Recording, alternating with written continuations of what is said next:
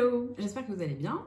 Donc dans cette vidéo, je voudrais aborder avec vous la mise en page de la retranscription de vos entretiens dans le cadre de votre étude qualitative. On est d'accord que ces retranscriptions, elles vont figurer en annexe. Mais attention, ce n'est pas parce qu'elles sont dans les annexes qu'elles ne vont pas être lues par les membres du jury et par votre encadrant. Et oui, les annexes, elles sont consultées. Donc je vous conseille vivement de prendre quelques minutes, voire quelques heures, pour revoir la mise en page générale de cette partie-là de votre mémoire, histoire de ne pas perdre de points bêtement. Donc c'est très facile de donner une bonne image de son travail avec 2-3 astuces, il faut juste prendre le temps de le faire. Déjà, ce qu'il faut garder à l'esprit, c'est qu'un entretien égale une annexe.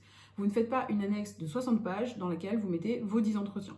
Vous faites une annexe par entretien. Normalement, la première annexe de votre mémoire, si vous faites une étude quali, c'est le guide d'entretien. Et puis à partir de l'annexe 2, vous avez votre première retranscription. Pensez bien évidemment, à chaque fois que vous commencez un nouvel entretien et donc une nouvelle annexe, de le mettre sur une nouvelle page.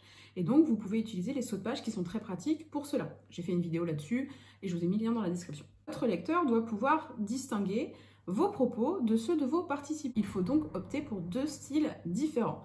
Attention, vous gardez systématiquement la même police pour tous les entretiens et pour vos propos et ceux de votre interlocuteur. Par contre, ce que vous pouvez faire, c'est mettre en gras ou en italique vos propos, comme ça on peut les distinguer facilement de ceux de votre interlocuteur. Surtout, vous laissez tomber le fait de souligner vos propos. On ne souligne rien dans un mémoire, ça fait quelques années que c'est comme ça, j'insiste pas mal là-dessus, mais c'est super important de respecter cette règle. Si vous voulez mettre en avant, si vous voulez distinguer vos propos de ceux de votre participant, vous mettez du gras ou de l'italique et c'est tout. Ou à la limite, vous changez la taille de la police, si ça vous plaît pas. Par rapport à la mise en page, ce qu'il faut aussi garder à l'esprit, c'est que dans un souci écologique, mais aussi pour votre portefeuille, il n'y a nullement besoin de laisser les interlignes en 1,5 pour la partie des annexes, notamment pour les retranscriptions d'entretien. Le 1,15, ça suffit amplement.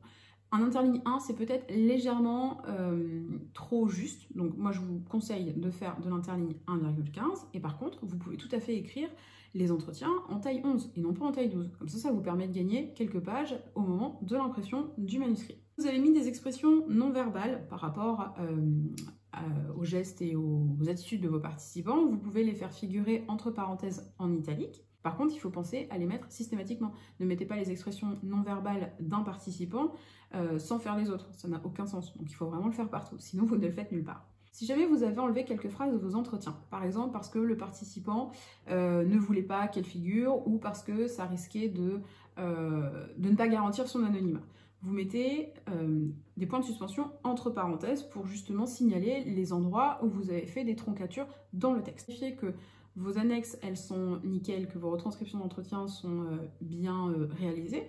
Vous dézoomez sur le document pour vérifier qu'il n'y a pas de problème de mise en page.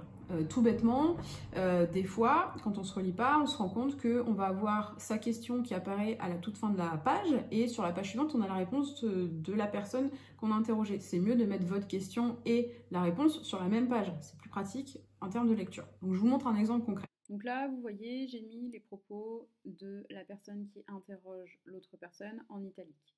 J'ai mis les propos du répondant avec un S de points, et donc là l'intérêt ce serait de mettre tous les propos de la personne qui interroge avec donc en italique pour pouvoir les distinguer des propos de la personne interrogée.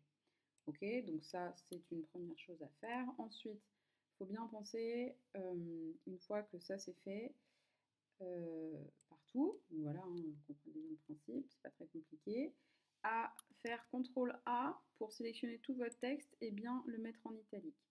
Vous n'êtes pas obligé de mettre un interligne 1,15, vous pouvez vous contenter d'un interligne 1.